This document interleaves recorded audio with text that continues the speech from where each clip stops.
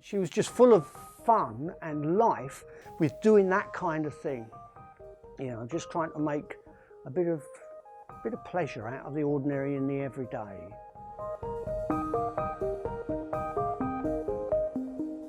She did all sorts of stuff for all sorts of people. It's almost impossible to have a comprehensive list of everything that Marco did in her career.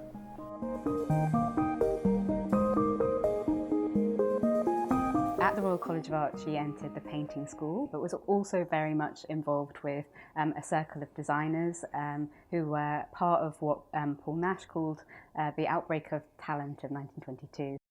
I think Paul was the person who influenced me more than anybody when it came to thinking about design. And there were about 6 of us got to know him very well. Revilius was one and I was another.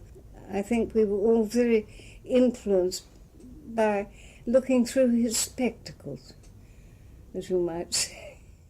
Enid Marx is of the first generation, really, of independent women designers to be both art school educated and actually able to have an active career in craft and design, to be able to sell their commodities. And that's partly because there is a growing commercial desire for materials for the home. She becomes involved with a whole kind of craft and design network of shops which are kind of springing up in the interwar period.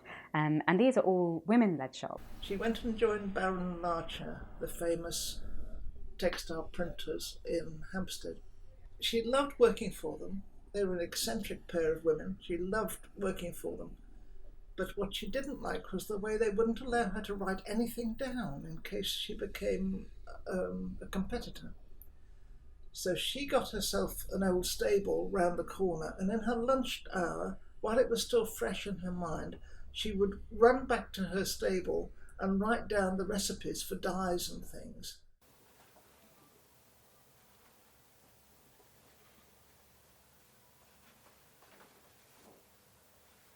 She was designing for reproduction by direct printing onto cloth, right? Which is not the same as drawing for a book.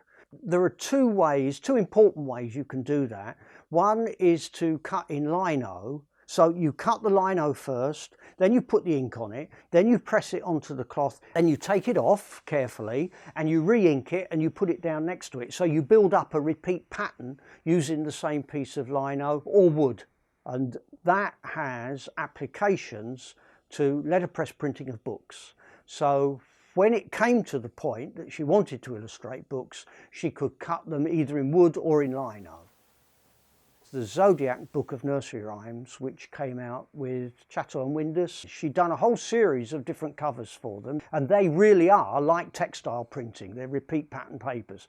But when it came to doing the book of nursery rhymes, she illustrated it with wood engraving.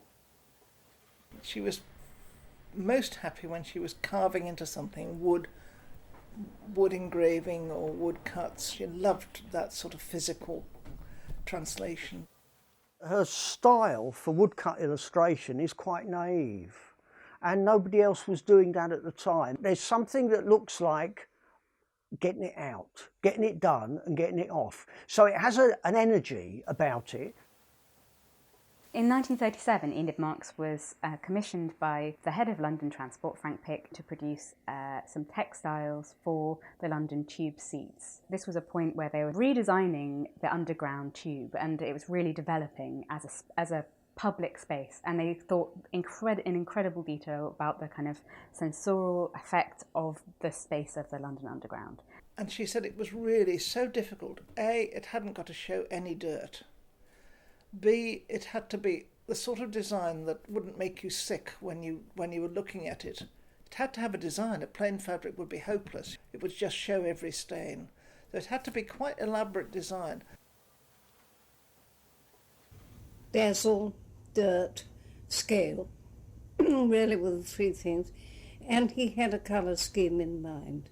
I think one of the chief things that I realised that the contrast of tone was more important than the contrast of colour for not showing the dirt.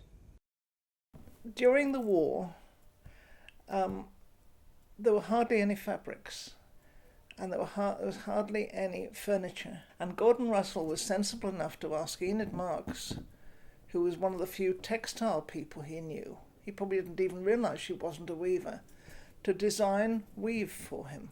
She just took it on like anything else she was asked to do. Design a stamp, design a weave, it's the same for Marco.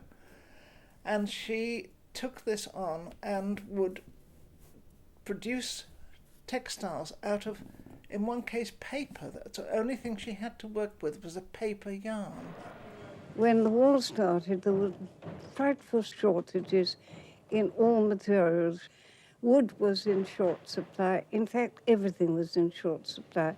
The criteria really was to use the available materials, manpower and actual materials, to the best possible purpose for the necessities of people who'd been bombed out. We did realize that docks, towns, and country people all might at some time or other be without a bed. And so it was a matter of trying to think of what you might call universal basics.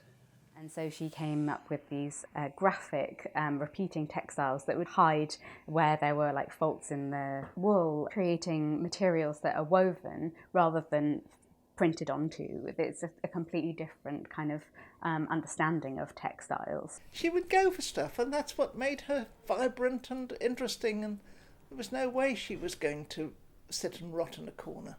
And her house was very characterful. It was full of things like figureheads, ship's figureheads. You don't hang those lightly around in your house, they stick out. And full of her wonderful collection, their wonderful collection of English popular art. And she was really, really keen on drawing these. She was drawing until the end of her life.